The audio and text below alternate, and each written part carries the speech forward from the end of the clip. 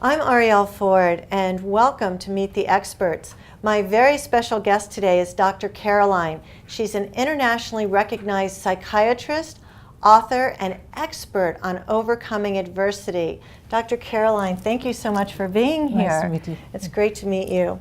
So tell our viewers a little bit about who you are and what you do. I'm very passionate and very keen to help people live their best lives and overcome their obstacles. So I've been practicing for the last 15 years, helping hundreds of people with different types of problems, like they sometimes have anxiety, depression, challenges in life. I use this analogy or a reference point of saying life is like a pod, your mind is like a pod with a seed in it. Mm-hmm. And in that seed, there's enormous potential. You've got the potential.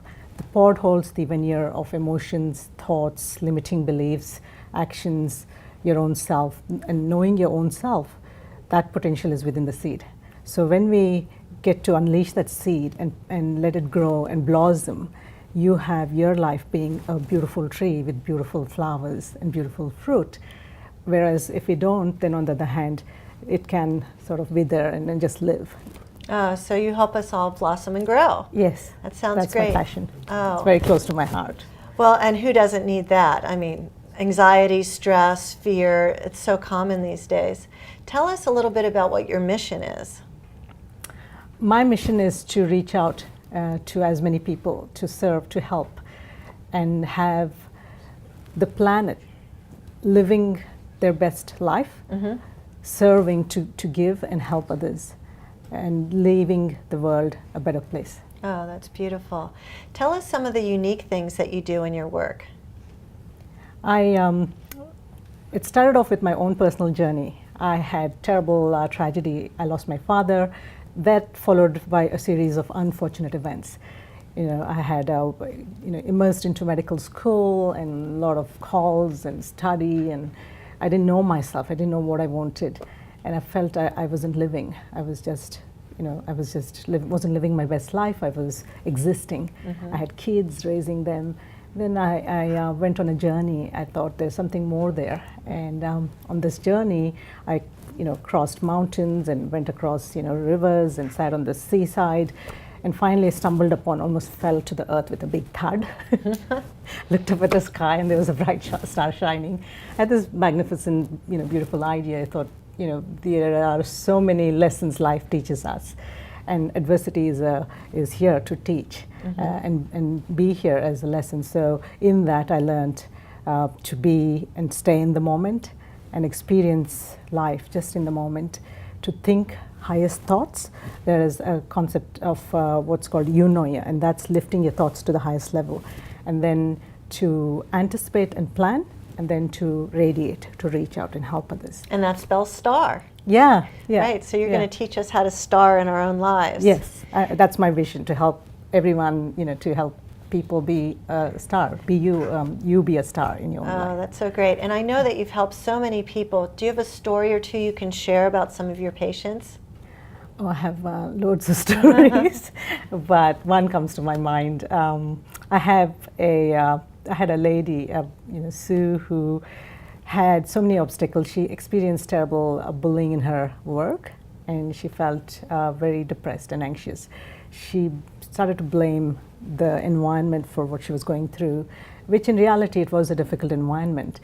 She had grown up with a very controlling, mother, and so she had this experience in her mind, a stained glass through which she viewed the world as also being problematic. And so we started with just letting her eyes, helped her overcome her obstacle by first helping her load and let out whatever was in her mind. And then we started with the star. The S is for a stay. Mm-hmm. Stay in the moment. So I had her just use things like, say, in this nature. Mm-hmm. And nature is a beautiful way to stay and be and allow yourself to just be an observer. So be mindful. Be mindful in the moment with this. So you could just, with all your senses. We call that stop and smell the roses. Yeah, absolutely. Yeah, it is stop and smell the roses, and that's, and in going in detail. So, you smell it, what's the color, what's the texture, and go through, just things like here, the color of the leaf, it's red and really green, pretty, yeah. and we don't notice that, but when you start looking at it, it stops your thoughts. And there is research behind it. I'm not just making it up. Right.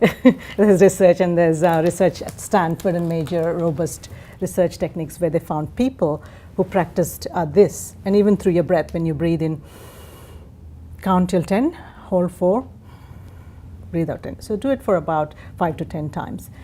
And focus on the breath. So that sort of stops the monkey mind, all the busyness of the thoughts that are getting in the way of our true happiness. Yeah, and the key is to practice it every day, at least once in the morning, once at night. So we use the star and say, you're the bright star, you're a shining star, and remember this. And so each morning, each evening, after 6 months, it gets, so that the key point there is there's a time lag from starting this to experiencing the change.